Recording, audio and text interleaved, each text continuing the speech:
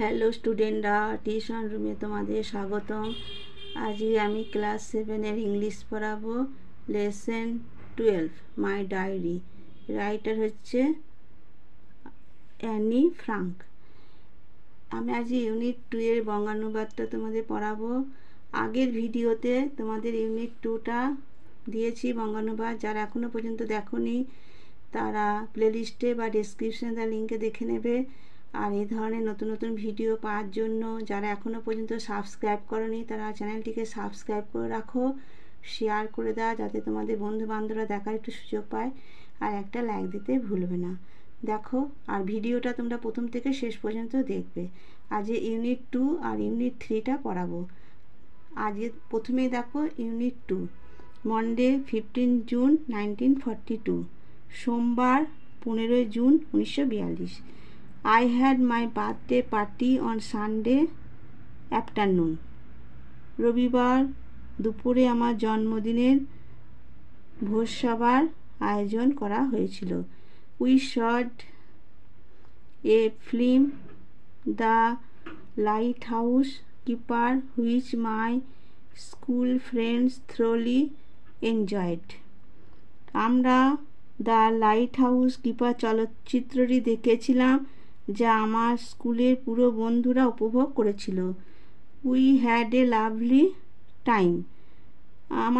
আমরা খুব ভালো সময় কাটিয়েছিলাম।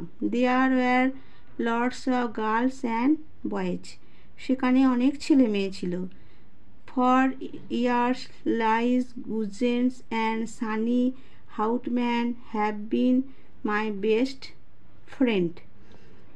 বহু বছর ধরে লাইজ গুজেন্স আর সেন হাউটম্যান আমার সেরা বন্ধু ছিল। Since then I have got a know Joppe de Wal at the Jesus secondary school. সেই থেকে জেসুইট সেকেন্ডারি স্কুলে জোপি ডে ওয়ালের সাথে মিলিত হলাম। We are together a lot and she is now my best friend. সে আমার এখন ভালো বন্ধু আর আমরা একসাথে থাকি। Lies is more friendly with another girl and then goes to a different school where she has made new friends. এটা বলেছে লাইজের অন্য মেয়ের সাথে বেশি বন্ধুত্ব হয়েছে আর সেন অন্য একটা স্কুলে যায় যেখানে ওর নতুন বন্ধুরা হয়েছে সেই থেকে। তারপর দেখো unit 3, Saturday 20 June 1942। I have not written for a few days because I wanted first of all to think about my diary. আমি কয়েকদিন ডায়েরি লিখিনি কারণ সবার আগে আমি ডায়েরির বিষয়ে ভাবতে চেয়েছিলাম। It is a good idea for someone like me to keep a diary, not only because I have never done so before, but because it seems to me that neither I nor for that matter anyone else will be interested the unbosomings of 13 years old schoolgirl. আমার মতো একজনের পক্ষে diary রাখাটা একটা অদ্ভুত ব্যাপার। আমি আগে কখনো করিনি বলে কেবল নয়, কিন্তু আমার মনে হতো একজন 13 বছর বয়সী মেয়ের চিন্তা অনুভূতি ব্যক্ত করার ব্যাপারে আমি বা কেউ আগ্রহী হবে। Still what does this matter. তাতে কি যায় আসে। I want to write. আমি লিখতে চাই। But more than that I want to bring out all kinds of thing that lie buried deep in my heart. এটা বলেছে আমি লিখতে চাই কিন্তু তার চেয়েও বেশি আমি বার করতে চাই আমার হৃদয়ের গভীরে লুকিয়ে থাকা সমস্ত কিছুকে। এখানে আর্ট বসমিংস মানে হচ্ছে অনুভূতি ব্যক্ত করা, আর ওড মানে অদ্ভুত। There is a saying that paper is more patient than man. It came back to me on one of my slightly melancholy days while I sat chin in hard, feeling too bored and trying even to make up my mind whether to go out or stay at home. একটা কথা আছে যে কাগজে ধৈর্য আছে মানুষের চেয়ে বেশি। এই ব্যাপারটা আমার কাছে আমার এক সামান্য বিষণ্ণ দিনে ফিরে এসেছিল, যখন আমি গালে হাত দিয়ে বসে খুব একঘেয়েমি ছিলাম এবং নিজের মনস্থির করার ক্ষমতাও ছিল না যে বাড়িতে যাব না বেরিয়ে যাব। Yes, there is no doubt that paper is patient and I do not intend to show this cardboard cover notebook bearing the proud name of diary to anyone. কোনো সন্দেহ নেই যে কাগজগুলি খুবই নরম এবং সেহেতু দেখানোর কোনো অভিপ্রায় নেই। এই বোর্ড বাঁধানো খাতাটি বা ডায়েরি নামক গর্বিত শব্দটি সবার ক্ষেত্রে বহন করে। Unless I find a real friend, boy or girl, probably nobody cares. আর এখন আমি যতক্ষণ না আমি সত্যিকারে কোনো ছেলে বা মেয়ে বন্ধু পাবো, সম্ভবত কেউ মাথা ঘামায় না। And now I come to the root of the matter, the reason for my starting a diary. আর এখন আমি ঘটনাটার গোড়ায় এসে পৌঁছেছি আমার ডায়েরি লেখা শুরু করার কারণে। It is that I have no such real friend. সেটা এই যে আমার সত্যিকারের কোনো বন্ধু নেই। Let me put it clearly, since no one would believe that a girl of 13 feels herself quite alone in the world, nor is it so. আমাকে পরিষ্কার করে বলতে দাও, যেহেতু কেউ বিশ্বাস করে না যে 13 বছরের একটি মেয়ে এই পৃথিবীতে একাকিত্ব বোধ করতে, বলো তো, আর এটা তো নয়। I have darling parents and a sister of 16। আমার খুব প্রিয় বাবা ও ছেলে, বাবা মা এবং 16 বছরের বোন আছে। I know about 30 people whom no one might call friends. আমি এমন 30 জনকে চিনি যাদেরকে বন্ধু বলা যায়। I have relations, aunts and uncles who are darlings to a good home. No, I don't seem to lack anything. আমার আত্মীয় আছে, কাকা কাকিমা ছিলেন যারা খুব ভালো ছিলেন, একটা ভালো বাড়ি ছিল, যা আমার কোনো অভাব আছে বলে মনে হয় না। But is the same with all my friends, just fun and joking, nothing more. I can never bring myself to talk of anything outside the common round. We don't seem to be able to get any closer. That is root of the trouble. Perhaps lack confidence, but anyway, there it is a stubborn fact, and I don't seem to be able to do anything about it. কিন্তু একইভাবে আমার সব বন্ধুর সাথে হাসি মজা করি, এর বেশি কিছু নয়। আমি এই সাধারণ গণ্ডির বাইরে কখনো নিজেকে বার করতে পারিনি। আমরা কখনো বেশি কাছে আসতে চাইনি, এটাই সমস্যার মূল।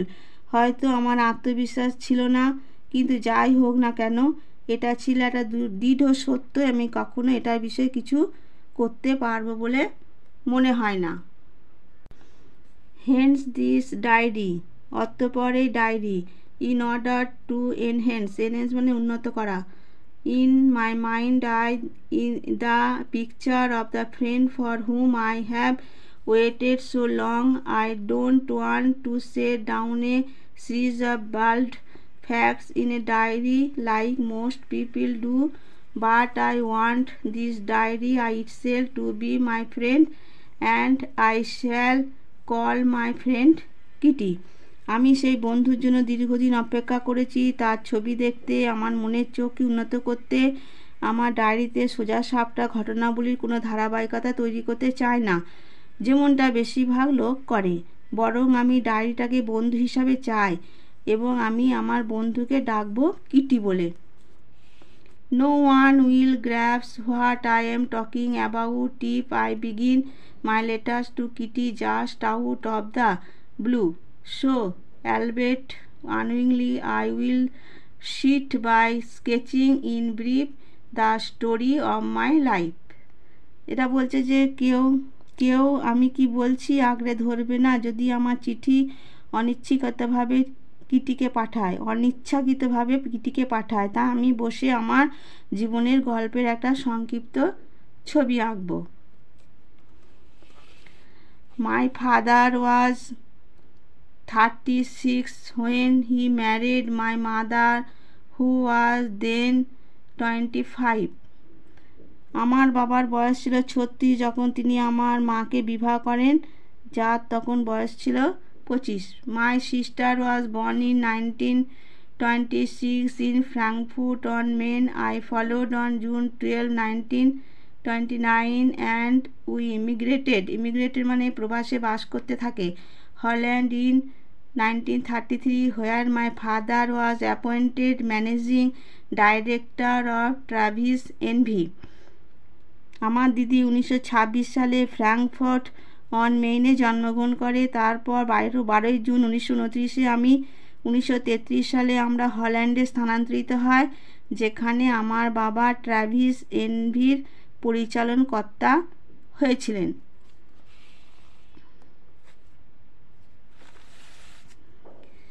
The rest of our family, however, felt the full impact of Hitler anti-Jesuit laws, so life was filled with anxiety. আমাদের পরিবারের অন্যরা যদি হিটলারের ইহুদি বিরোধী আইনের দ্বারা প্রভাবিত হয়েছিল, তাই জীবনটা ছিল উদ্বেগে ভরা। In 1938, my two uncles, my mother's brothers, escaped of the USA. 1938 সালে আমার দুই মামা আমেরিকায় পালিয়ে যায়। My old grandmother came to us. She was then 73. আমার বৃদ্ধা দিদা আমাদের কাছে চলে আসেন, তার বয়স তখন 73। Granny died in January 1942. No one will ever know how much she is present in my thoughts and how much I love her still. ঠাকুমা 1942 সালে জানুয়ারি মাসে মারা যান। কেউ জানে না যে তিনি এখনও আমার চিন্তায় কতখানি জীবিত এবং এখন আমি তাকে কতটা ভালোবাসি। In 1934, I went to school at the Montessori kindergarten and continued there. আমাদের পরিবারের অন্যান্যরা in 1934, I went to school at the Montessori kindergarten and continued there. 1934 সালে আমি মন্টেসরি কিন্ডারগার্টেনে যাই এবং সেখানে পড়াশোনা করি। It was at the end of the school year. I was in Form 6B when I had to say goodbye to Mrs. K. সেটি ছিল স্কুলের বছরের শেষে। আমি ছিলাম 6B থেকে যখন আমার মিসেসকে বিদায় জানাতে হয়। We both wept. It was very sad. In 1941, I went with my sister Margot to the Jesus Secondary School. She into the 4th form and I into the 1st. যখন আমরা তাকে মিসেসকে বিদায় জানাই তখন আমরা দুজনেই কেঁদেছিলাম। সেটা একটা দুঃখের ঘটনা ছিল। 1941 সালে আমি আমার দিদি মার্গেট এর সাথে জিউস সেকেন্ডারি স্কুলে যাই। সে ছিল 4th-তে, আমি ছিলাম 1ম শ্রেণীতে। So far everything is all right with the 4 of us and here I come to the present day. এখন পর্যন্ত আমাদের 4 জনের ক্ষেত্রে সবই ঠিকঠাক চলছে এবং আমি বর্তমান দিনে এসে পৌঁছেছি। এটাই ছিল ইউনিট 2 আর ইউনিট 3 বঙ্গানুবাদ। তোমরা ভিডিওটা প্রথম থেকে শেষ অবধি দেখবে। আর যারা এখনও পর্যন্ত চ্যানেলটিকে সাবস্ক্রাইব করনি তারা চ্যানেলটিকে সাবস্ক্রাইব করে রাখো, শেয়ার করে দাও বন্ধু বান্ধবরা যাতে দেখার সুযোগ পায়। আর একটা লাইক দিতে ভুলবে না। আর পড়াটা কেমন লাগলো তোমরা কমেন্ট বক্সে জানাবে। আজকে আমি এখানে ভিডিওটা শেষ করলাম।